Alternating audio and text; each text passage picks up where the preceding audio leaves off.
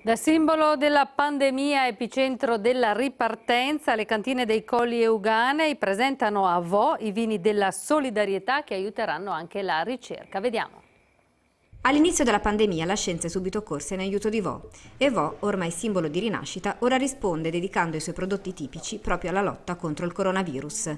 Nascono così i vini della solidarietà, il Serprino Spumante DOC e il Rosso DOC dei Colli Euganei, che saranno distribuiti con il nuovo marchio cittadino. Queste due bottiglie per noi rappresentano l'inizio di una nuova stagione, speriamo. Ogni bottiglia che la grande distribuzione vende, per noi doniamo €1 all'Università di Padova per la ricerca. Alla presentazione nella cantina dei Colli Euganei anche il professor Andrea Crisanti, molto soddisfatto di come è stata gestita la situazione, anche grazie alla grande collaborazione della popolazione. Molto contento principalmente per la comunità che ha veramente passato un pericolo terribile e ne è uscita praticamente quasi indenna.